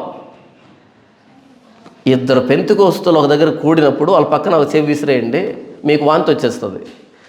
రాత్రి కనీసం 10 కళలు వీళ్ళకి, కనీసం 10 కళలు వీళ్ళకి. వాక్యం మాట్లాడుకోరు వాళ్ళు. నాకు ఈ కళ వచ్చిందంటే ఈవిడ, ఈ కళ వచ్చిందంటే ఈవిడ. కళల గురించి మాట్లాడుకుంటారు, వాక్యాన్ని మాట్లాడుకోరు. బైబిల్లో కళలు వచ్చాయి, ఆ కళలకు భావాలు తెలియజేయబడ్డాయి, అవన్నీ లిఖించబడ్డాయి. ఈ కళలకి మనకు భావం తెలియాలి. తర్వాత మీ యవ్వనులు దర్శనములు చూతురు. యవ్వనులకి ఏం వస్తుందంట? దర్శనం. ఏ దర్శనం? దేవుని గురించినటువంటి దర్శనం. అపోస్తలుడైన పౌలు సౌలుగా ఉన్నప్పుడు ఏమొచ్చింది? దర్శనం. దమస్కు మార్గంలో దర్శనం వచ్చింది. తర్వాత ఆయన ఇంకో చోట త్రోయలో ఉన్నప్పుడు మాసిదోనియ నుంచి ఒక వ్యక్తి నిలబడి మాకు సహాయం చేయమని పిలిచినట్టుగా ఆయనకు ఒక దర్శనం వచ్చింది. పేతురికి దర్శనం వచ్చింది. 4 చెంగులు కట్టబడి ఆయన ఎదురుగా వచ్చినప్పుడు దుప్పట్లు లాంటి ఒక పాత్ర, అందులో సకల విధమైనటువంటి అపవిత్రమైనటువంటి జంతువులు చంపుకొని తినేసాయి. దీని అర్థం ఏంటంటే ఎవరిని అపవిత్రుడు అనొద్దు, అందరినీ ప్రత్యేకపరుచుకున్నాను, నా కోసం ఏర్పాటు చేస్తున్నాను, కొన్నింటికి వెళ్ళు మారు మాట్లాడకుండా, అది దాని భావం. ఇది దర్శనం అంటే. కానీ మనకు వచ్చే దర్శనాలు ఎలాగ ఉంటాయి? పెళ్లి కాని వాళ్ళకి అబ్బాయిని చూపెడుతుంటాడు దేవుడు దర్శనంలో, పెళ్లి కాని అబ్బాయిలకి అమ్మాయిని చూపెడుతుంటారు దర్శనం. ఇలాంటి దర్శనాలు ఇదిగా దర్శనాలు అంటే. చూడండి 29వ వచనం, ఆ దినముల్లో నేను పనివారి మీదను పనికత్తెల మీద నా ఆత్మను కుమ్మరింతును. అంటే దేశమంతా పరిశుద్ధాత్మ దేవుడు కుమ్మరించబడ్డం అన్నది భవిష్యత్తులో దేవుడు చేస్తున్నటువంటి వాగ్దానం. గోగు మాగోగులను కానీ చుట్టుపక్కల శత్రు శేషాన్ని కానీ అందరినీ తీసివేయడం ఎంత ప్రాముఖ్యమో, దేశం లోపల ఉన్న వాళ్ళు మరలా తిరుగుబాటు చేయకుండా వాళ్ళ మీద పరిశుద్ధాత్మ దేవుని కుమ్మరించడం అంతే ప్రాముఖ్యం. దీని గురించి మనం అపోస్తుల కార్యములు 2వ అధ్యాయం చూస్తే ఇది ఎప్పుడు నెరవేరింది? ఇంతకీ యోవేలు గ్రంథంలో చెప్పబడినటువంటి ఈ ప్రవచనం అన్నది ఎప్పుడు నెరవేరింది అంటే అపోస్తుల కార్యములు 2వ అధ్యాయం 1వ వచనం, పెంతెకొస్తను పండుగ దినం వచ్చినప్పుడు. పెంతెకొస్తు అన్నది డినామినేషన్ కాదు, పెంతెకొస్తు అన్నది పండుగ. ఎవరి పండుగ?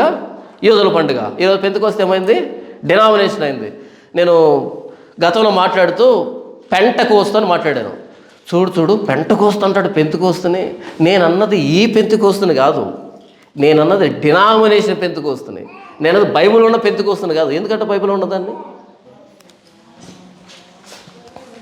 మీకు మాట చెప్తాను. మీ పేరు జాన్ అనుకో, జాన్. మీరు స్కూల్లో జాయిన్ అయ్యారు. ఒరే జాన్ హోంవర్క్ పట్టుకొని ఎలా అందరికి మేడం ఎవరిని అంటుంది? బాప్తిస్మా యోహాన్నా ఎవరిని అంటుంది? తెలివి అంటారు దీన్ని. పెంతెకొస్తు మాత్రం ఉండే తెలివి ఇది. ఒరే జాన్ హోంవర్క్ పట్టుకుని ఎలా అంటే దాని అర్థం అపోస్తుడైన యోహాన్ని పిలవట్లే ఆవిడ. ఎవరిని పిలుస్తుంది? ఆయన పేరును పెట్టుకుని నిన్ను పిలుస్తుంది. పోనీ తప్పేమని పిలిచిందా? ఒరే జాన్ అంటే తప్పు కాదు. ఎందుకు తప్పు కాదు? పేరు పెట్టిందే పిలవడానికి. ఆవిడ పెద్దది, ఒరే అనొచ్చు, తప్పేమీ లేదు. అదేంటి మేడం అపోస్తుడైన యోహాన్ని ఒరే అంటామంటే డెప్ప పగిలిపోతుంది ఒకటి, అలా వేస్తుంది నెత్తి మీద. నేను అన్నది అపోస్తుడైన యోహాన్ని కాదురా. ఇప్పుడు క్రిస్టియన్స్ పిల్లలున్నా సరే నేను కూడా పిలుస్తాను, అమ్మ ఎస్తేర్ వెళ్ళరా అని పిలుస్తాను. అదేంటి సార్ ఎస్తేర్ని గౌరవం ఎక్కడ పిలుస్తారంటే కాదు. నేను చెప్పింది ఏంటంటే పెంతెకొస్తు అనే డినామినేషన్కి పెట్టిన పేరు నేను పెంటెకొస్తు అంతే తప్ప ఈ బైబిల్ ఉన్న పెంతెకొస్తుని కాదు నేను తప్పు పట్టింది. తెలివి అంటారు. చూడండి, పెంతెకొస్తు పండుగ దినం వచ్చినప్పుడు అందరూ ఒక చోట కూడి ఉంటారు. అప్పుడు వేగముగా వీచు బలమైన గాలి వంటి ఒక ధ్వని ఆకాశం నుండి అకస్మాత్తుగా వారు కూర్చున్న ఇల్లంతా నిండెను. మరియు అగ్నిజ్వాలల వంటి నాలుకలు విభాగింపబడినట్టుగా వారికి కనబడి వారిలో ఒక్కొక్కరి మీద వ్రాలగా అందరూ పరిశుద్ధాత్మతో నిండిన వారై ఆ ఆత్మ వారికి వాక్ శక్తి అనుగ్రహించిన కొలది అన్య భాషలతో మాటలాడసాగిరి. వాక్ శక్తి అంటే మాట్లాడే శక్తి. మాట్లాడే శక్తి అంటే పదాలు, సరైన పదాలు సరైన సమయంలో అందుకునేటట్టుగా చేసే శక్తి. అది దాని అర్థం. వాక్ శక్తి అంటే అరిచే శక్తి కాదు. ఈరోజు పెంతెకొస్తు తెలుసా, గట్టిగా అరుస్తారు, కేకలేసి అరుస్తారు. ఎందుకంటే వాక్ శక్తి అంటారు. వాక్ శక్తి అంటే అరిచే శక్తి అని కాదు.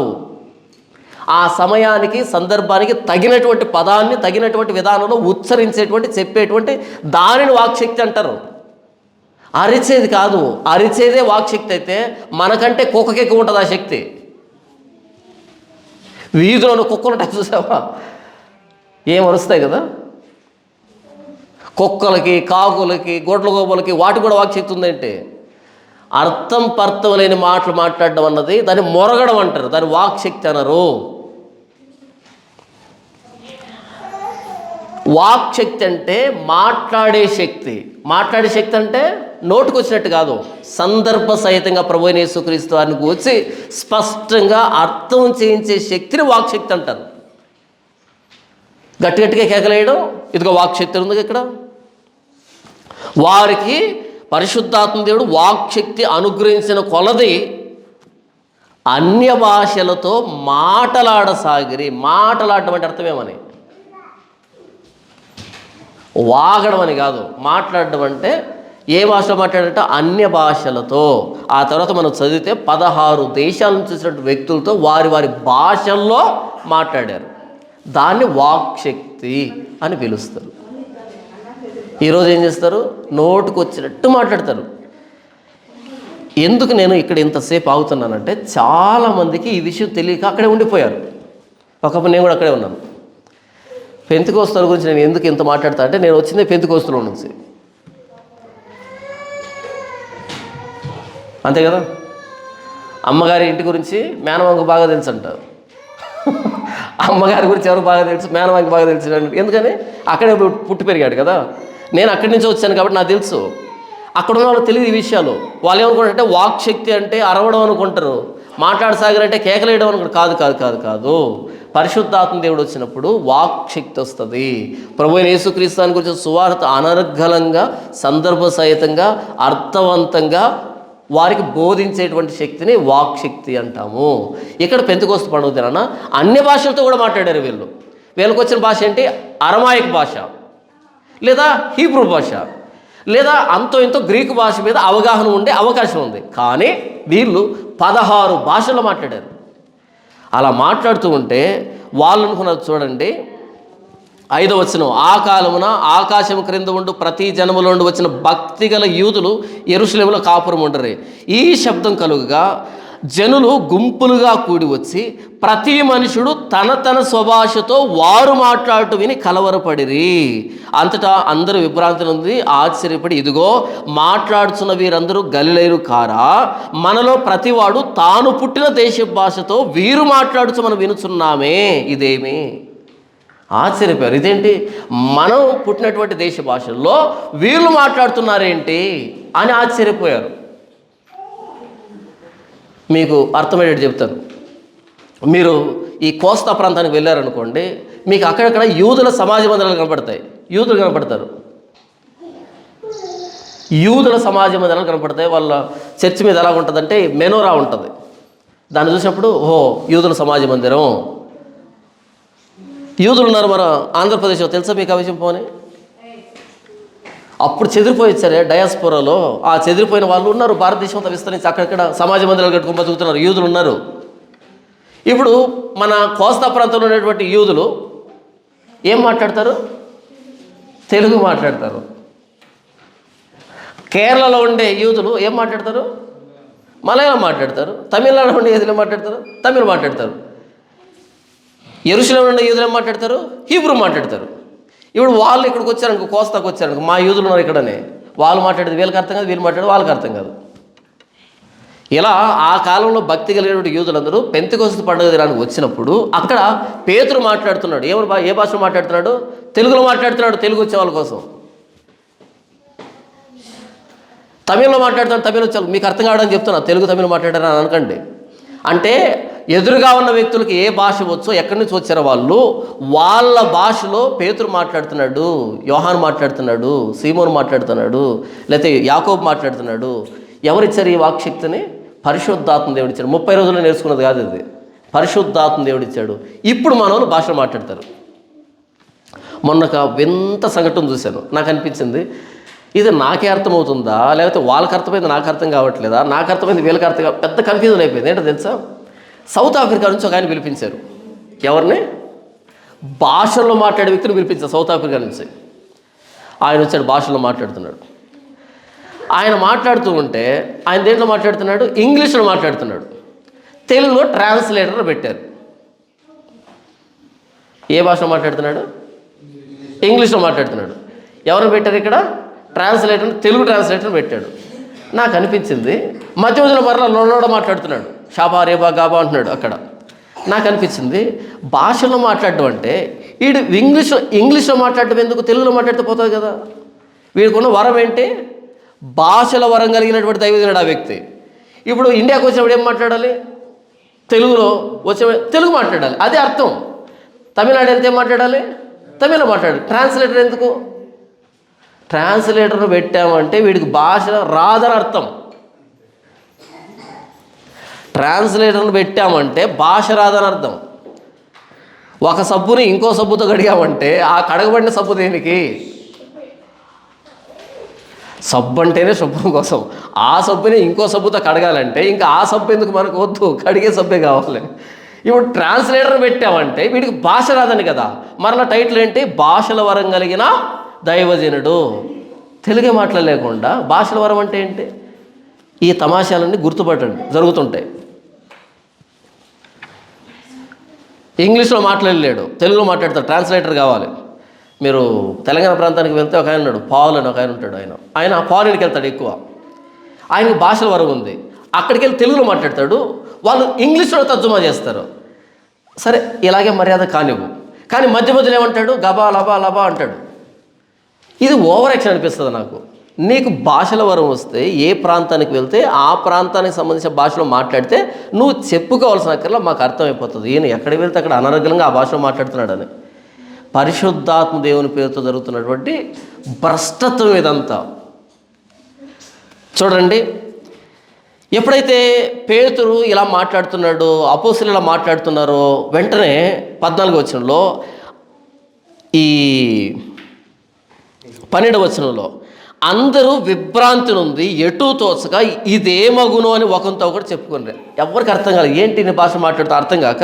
13వ వచనం, కొందరైతే వీరు క్రొత్త మద్యముతో నిండి ఉన్నారని అపహాస్యం చేసరి. కొంతమంది అన్నారు వీళ్ళు ఏదో కొత్త మందు తాగారు అందుకే ఇలా మాట్లాడుతున్నారు అన్నట్టుగా అన్నారు. ఇది చూపించి ఏమంటారంటే చాలామంది పెంతెకొస్తూలు చూడండి ఏమన్నారు ఇక్కడ, కొత్త మద్యముతో నిండి ఉన్నారని అపహాస్యం చేశారు. అంటే త్రాగుడు బోతులు మాట్లాడినట్టుగా మాట్లాడితేనే కదా ఈ మాట వచ్చేది అని అన్నారు వీళ్ళు. ఎవరు? పెంతెకొస్తూలు అంటున్నారు. అలా కాదు. హెబ్రీ భాష మనం వింటే మనకు ఒక ముక్క అర్థం కాదు, అసలు ఏంటో తెలియదు అది మనకి. హెబ్రీ భాష మనం వింటే మనకి ఏం అర్థం కాదు, అందులో ఒక ముక్క అర్థం కాదు. అప్పుడు మనం ఏమనుకుంటాం అంటే తాగావా అని అడుగుతాం. ఇప్పుడు నేను హెబ్రీ మాట్లాడానుకో, మీరు అడుగుతారు ఏంటి నా తాగావా అంటారు. ఎందుకని? అర్థం లేకుండా మాట్లాడితే తాగుడు పోతాం అంటాం మనం. మరి 16 భాషలు కొత్త భాషలు మాట్లాడితే ఒక భాష తెలిసిన వాడికి మిగతా 15 భాషలు ఏ భాషలు అవుతాయి? అన్ని భాషలు అవుతాయి. తాగావా అంటాం, నోటుకొచ్చినట్టు మాట్లాడుతున్నావా అంటాం. కనీస స్పృహే కదా. పరిశుద్ధాత్మ దేవుడు వస్తే ఒక విషయాన్ని స్పష్టంగా మాట్లాడదాం, అంతేకాని అర్థం కాకుండా మాట్లాడడం. కానీ అక్కడ వాళ్ళు ఎందుకు అపార్థం చేస్తున్నారంటే వీళ్ళకు తెలియని భాష కాబట్టి. ఇప్పుడు పేతురు ఏమంటున్నాడు చూడండి 14వ వచనంలో, అయితే పేతురు ఆ 11 కూడా నిలిచి బిగ్గరగా వారితో ఇట్లా, నేను యోదయ మనుషులారా, యెరూషలేములో కాపురం ఉన్న సమస్త జనులారా, ఇది మీకు తెలియనుగాక, చెవికి నా మాటలు వినుడి. మీరు ఊహించున్నట్టు వీరు మత్తులు కారు, ప్రొద్దుపొడిచి జామైనా కాలేదు. యోవేలు ప్రవక్త ద్వారా చెప్పబడిన సంగతి ఇదే, ఏమనగా అంత్యదినములందు నేను మనుషులందరి మీద నా ఆత్మను కుమ్మరించెదను. మీ కుమారులను మీ కుమార్తెలను ప్రవచించెదరు. మీ యవనులు దర్శనం కలుగును, మీ వృద్ధులు కలలు కందురు.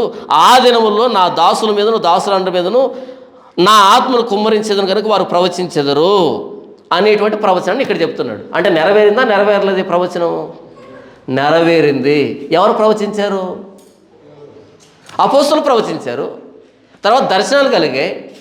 దాసులను అనేక మంది ప్రవచించారు. ప్రకటన గ్రంథం వరకు నెరవేరిందని అర్థం కదా. ఇది నెరవేరిపోయింది. ఇప్పుడు వీటికి భావాన్ని మనం అర్థం చేసుకోవాలి. మనం ప్రవచించకూడదు, మనం కళలు కనకూడదు. మనకు వచ్చేటువంటి నిద్ర పట్టినటువంటి కళలన్నీ పరిశుద్ధాత్మ నేర్చేటువంటి కళలు కాదవి. ఇదంతా నేను దీనికి చెప్పాను అంటే, చుట్టుపక్కల రాజ్యాలన్నింటినీ ఓడించి శత్రువులు లేకుండా చేసి ఒక రాజ్యంగా సమకూర్చిన తర్వాత కూడా ఇశ్రాయేలీయులు తప్పిపోయే అవకాశం ఉంది. ఇలా తప్పిపోకుండా ఉండాలి అంటే వాళ్ళందరికీ ఏం అనుగ్రహించబడాలి? పరిశుద్ధాత్మ దేవుని అనుగ్రహించబడాలి. అందుకనే మనం ఈ అపోస్తలుల కార్యం చూడండి, 2:36 మీరు సిలువ వేసిన ఈ యేసునే దేవుడు ప్రభువుగాను క్రీస్తుగాను నియమించెను, ఇది ఇశ్రాయేల్ వంశమంతా రూఢిగా తెలుసుకోవాలి అని ప్రకటన చేశాడు. వెంటనే వీళ్ళు ఏమన్నారు చూడండి, వారు ఈ మాట విని హృదయంలో నొచ్చుకొని, సహోదరులారా మేమేమి చేతుమని పేతురుని కడమ అపోస్తలులు అడుగ్గా, అవును మేము పాపం చేశాం, యేసు ప్రభు సిలువకు కారణం మేమే, మా దోషాలు మా పాపమే, మేమేం చేయాలి ఇప్పుడు, ఈ పాపం నుంచి ఎలా విడుదల పొందాలి అని అడిగినప్పుడు పేతురు చెప్తున్న సమాధానం చూడండి. అయితే పేతురు, మీరు మారు మనసు పొంది పాప క్షమాపణతో ప్రతివాడు యేసుక్రీస్తునాను బాప్తిసం పొందండి, అప్పుడు మీకు పాప క్షమాపణ వస్తుంది అని వదిలిపెట్టాడా? అప్పుడు మీరు పరిశుద్ధాత్మను వరాన్ని పొందుతారు. ఎవరు అడిగారు దాని గురించి? ఇప్పుడు పరిశుద్ధాత్మ వరాన్ని గురించి ఎవరు అడిగారు ఇక్కడ? వాళ్ళు అడిగిందంటే యేసుక్రీస్తు ప్రాణత్యాగం విషయంలో ఆ రక్తదోషం మా మీదకి రాకుండా ఏం చేయాలని అడిగారు. అంతటితో చెప్పి వదిలిపెడితే సరిపోతుంది, బాప్తిజం తీసుకోండి అని చెప్తే సరిపోతుంది. కానీ ఏమన్నట్టు తెలుసా? పాప క్షమాపణ కోసం బాప్తిజం పొందండి. ఇంతవరకు ఏమైంది? ఆయన రక్త దోషారోపణ అయిపోయింది. అప్పుడు మీకు పరిశుద్ధాత్మవరం అనుగ్రహించబడుతుంది అని అంటే అర్థం ఏంటంటే, ఆ దోషం అయిపోయిందని అక్కడే ఆగిపోతే కుదరదు. మరలా దోషం అవుతాం, మరలా పాపం అవుతాం. యేసుప్రభు అంటాడు కదా, ఒక ఇంటిని శుభ్రం చేసిన తర్వాత అంతా శుభ్రపరచబడుతుంది. ఒక దయ్యాన్ని వెలగొడితే ఇంటిని శుభ్రపరిచినట్టు. ఇప్పుడు నా లోపల దయ్యం ఉందనుకో, దయ్యం వెళ్ళిపోయింది అనుకో, నా లోపల శుభ్రం అయిపోయింది, ఇక మర్యాదగా ఉంటాను. అయితే ఆ దయ్యం ఏం చేస్తుందంట? అలా వెళ్ళి తిరుగుతుందంట, నీరు లేని చోట తిరుగుతుందంట. అలా తిరిగి మరలా నేను వదిలిపెట్టి వచ్చిన ఇల్లు ఎలా ఉందో చూద్దామని వస్తుందంట. ఆ మాత్రం మమకారం ఉంటుంది కదా. అన్ని రోజులు ఇంట్లో అద్దె ఉన్న తర్వాత ఆ ఇంటి మీద మమకారం ఉంటుందా? ఆ వీధిలో వెళ్తున్నప్పుడు మరలా ఒక లుక్ వేస్తామేమో, ఇది మన ఇల్లే, ఇది మన ఇల్లే, లుక్ వేస్తాం కదా. అలా అది కూడా ఏం చేస్తుందంట? అలా వచ్చి చూస్తుందంట. చూడగానే టూలెట్ బోర్డు అలాగే ఉంది, ఎవడు చేరలే, ఎవడో చేరటం ఎందుకు, నేనే చేరుతాను అని ఏం చేసిందంట? ఆ బయట తిరిగేటప్పుడు ఇంకొంతమంది ఇల్లు లేకుండా తిరుగుతున్నారు కదా, మరీ చెడ్డమైన 7 దయ్యాలు ఉంటాయి, వాళ్ళు కూడా కబురు పెడతారు. అంటే ఇక్కడ మంచి టూలెట్ బోర్డు ఉంది, మంచి ఇల్లు, నేను గతంలో ఉన్నాను ఇక్కడ, మీరు కూడా చేసాను, అందరిని కలిసి పార్టీ చేసుకుందని అందరి లోపల పిలుస్తుందంట. వాడి కడవరి స్థితి మొదటి స్థితి కంటే మరీ చెడ్డదవుతుంది. వాడి కడవరి స్థితి మొదటి స్థితి కంటే మరీ దారుణం అయిపోతుంది. మరి ఏం చేయాలి ప్రభు అంటే, ఆ ఇంటిని ఖాళీగా పెట్టకండి, ఆ ఇంటిలో పరిశుద్ధాత్మ దేవుడు రావాలి, అప్పుడు దురాత్మ బయట ఉంటుంది. టూలెట్ బోర్డు కనబడితే దానికి మహాముచ్చట. ఒక దయ్యం వెళ్ళిపోయిన తర్వాత లోపల నుంచి బయటికి, లోపలికి ఎవరు రావాలి? పరిశుద్ధాత్మ దేవుడు రావాలి. అప్పుడు దయ్యం రావడానికి వీలు ఉండదు. ఖాళీ ఉందనుకో, ఇంక 7 పట్టుకొస్తుందంటది. అంతేనా? ఇల్లు శుభ్రం చేయబడిన తర్వాత ఆ ఇంటిని మనం ఆక్రమించుకోవాలి, అందులో నివాసం ఉండాలి. అప్పుడు ఆ ఇంట్లోనికి బయట వ్యక్తులు రాకుండా ప్రమాదం లేకుండా ఉంటుంది. అంతే కదా? ప్రభువైన యేసుక్రీస్తు వారిలో మారు మనసు పశ్చాత్తాపం ద్వారా పాపక్షమాపణ కోసం బాప్తిజం తీసుకున్నాం. బాప్తిజం ఎంతసేపట్లో అయిపోతుంది? సెకండ్లలో అయిపోతుంది. అయిపోయిందా? పాపాలు క్షమించబడ్డాయి. తెల్లటి పేపర్, ఇక మరకలు పడవా? తెల్లటి వస్త్రం, ఇక మరకలు పడవా? పడతాయి. మరి పడకుండా ఉండాలంటే అప్పుడు పరిశుద్ధాత్మ అను వరం అనుగ్రహించబడును. ఎందుకు పరిశుద్ధాత్ముడు మనకు కావాలి? కొరింథీయులకు రాసిన పత్రిక 1వ అధ్యాయము అపొస్తలుడైన పౌలు క్రైస్తవ జీవితాన్ని గురించి ఎంత అద్భుతంగా మాట్లాడుతాడు చూడండి. 2వ వచనం, కొరింథీలో ఉన్న దేవుని సంఘమునకు. ఎవరికి రాస్తున్నాడు? కొరింథీలో చర్చ్ ఉంది, దేవుని సంఘం ఉంది. కొరింథీలో ఉన్న దేవుని సంఘానికి. ఏదో దేవుని సంఘం అంటే ఏంటి? ఇలా త్రిభుజాకారంలో పైన కప్పేసి పైన సులువు పెడితే అది దేవుని సంఘమా? కాదంట. దేవుని సంఘమునకు అనగా, దేవుని సంఘం అంటే ఏంటంటే క్రీస్తు యేసునందు పరిశుద్ధపరచబడిన వారై, బాప్తిసం పరిశుద్ధపరచబడిన వారై పరిశుద్ధులుగా ఉండుటకు పిలువబడిన వారు. ఇది కంటిన్యూగా జరిగేది. పాప క్షమాపణ అన్నది క్షణాల్లో జరిగిపోతుంది, కానీ పరిశుద్ధంగా కొనసాగడం అన్నది చచ్చేంత వరకు జరుగుతుంది. ఈ మొత్తం మీద నాయకత్వం వహించేది ఎవరు అంటే పరిశుద్ధాత్మ దేవుడు. ప్రభువా, నేను పాపిని, నన్ను క్షమించు నాయన. ఓకే, నేను నిన్ను క్షమిస్తాను, బాప్తిసం అయిపోయింది, క్షమాపణ వచ్చేసింది. కానీ మరలా చేసిన పాపాలని పునరావృతం చేయకుండా, ఒకవేళ చేసినా సరే వాటిని మరలా నిలవబెడుతూ కాపాడుతూ మనల్ని చివరిదాకా తీసుకుని వచ్చేది ఎవరు అంటే పరిశుద్ధాత్మ దేవుడు.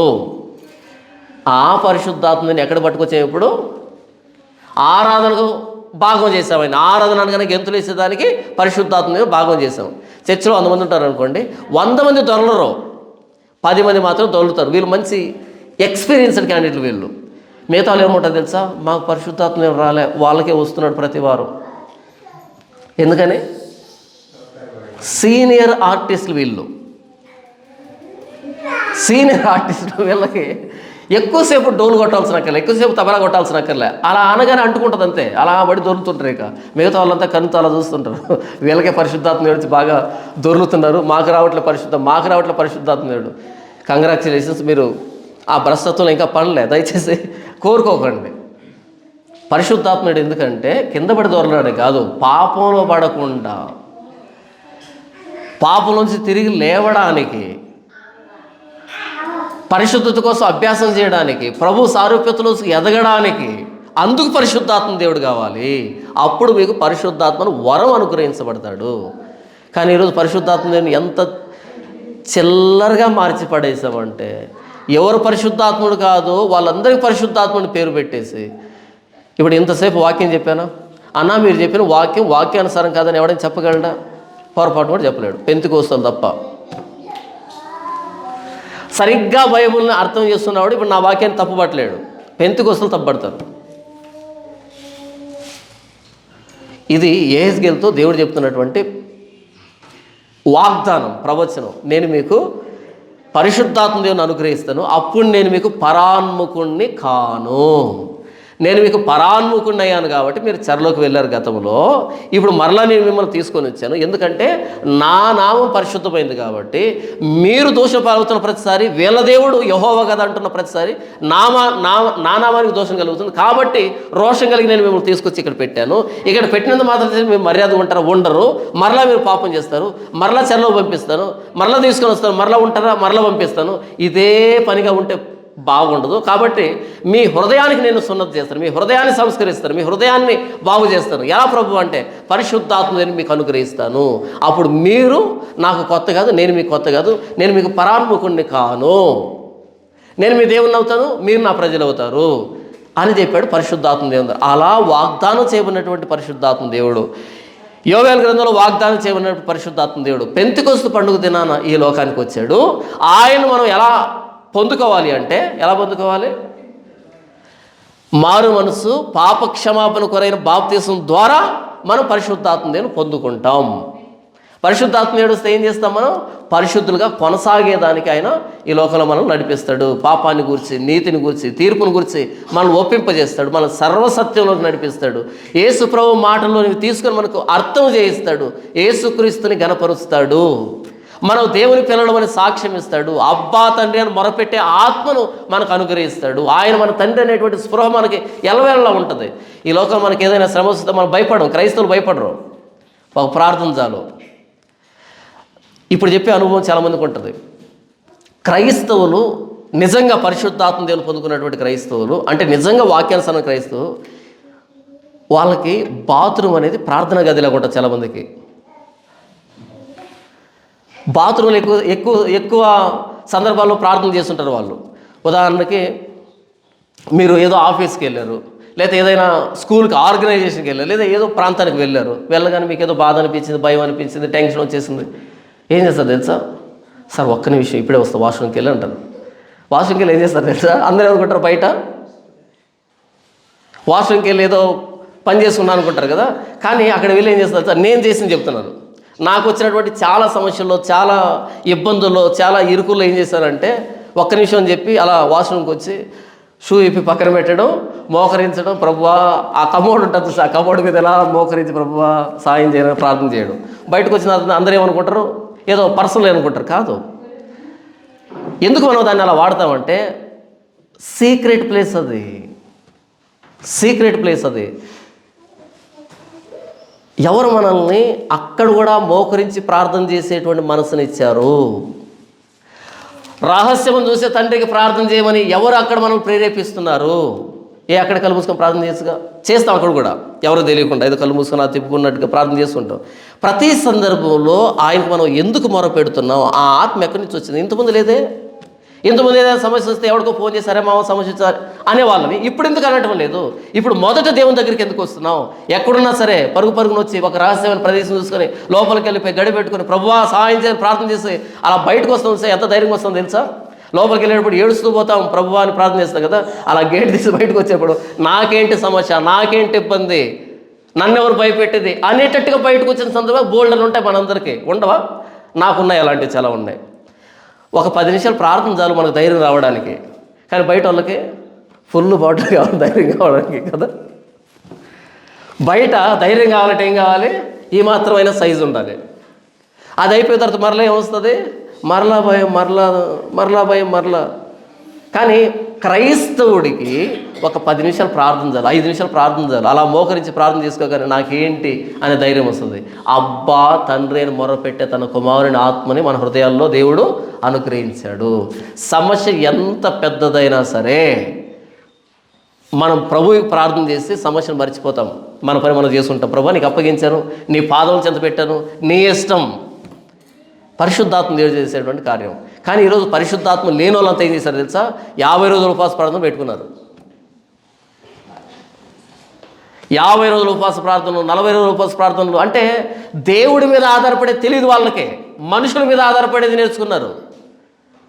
నాకేదైనా సమస్య వస్తే ప్రభు సన్నిధిలో మోకరిస్తాను, అడుగుతాను, అయిపోయిన తర్వాత ఆయనకు అప్పగించాను కదా, ఏం చేస్తాడు? చేయని అంతే.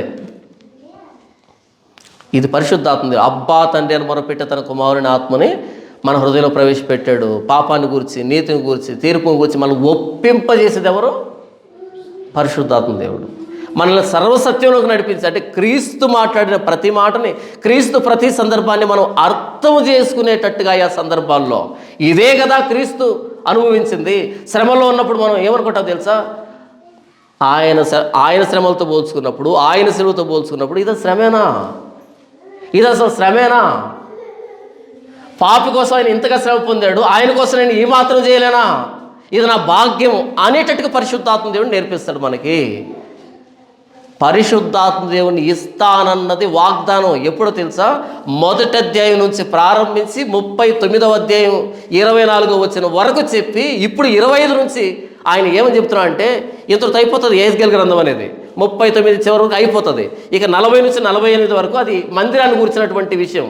ఇక ప్రవచనాలు రావు, మందిరాన్ని గురించి వస్తాయి ఇవన్నీ. కాబట్టి ఏంటంటే చివరిగా ఏం చెప్తున్నాడు అంటే పరిశుద్ధాత్మ దేవుణ్ణి ఇస్తాను. Final conclusion. కిరీటం లాంటి వాగ్దానం, కిరీటం లాంటి ధైర్యం, భరోసా. పరిశుద్ధాత్మ దేవుణ్ణి ఇస్తాను. ఈరోజు నీకు నాకు పరిశుద్ధాత్మ దేవుడు ఉన్నాడా? చూడండి, రోమీయులకు రాసిన పత్రిక 8వ అధ్యాయం. రోమీయులకు రాసిన పత్రిక 8వ అధ్యాయము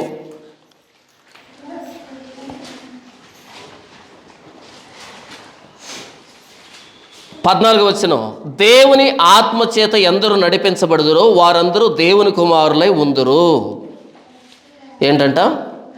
దేవుని కుమారుని ఆత్మ ద్వారా, అంటే పరిశుద్ధాత్మ ద్వారా ఎవరైతే నడిపించబడతారో వారు దేవుని కుమారులై ఉంటారంట.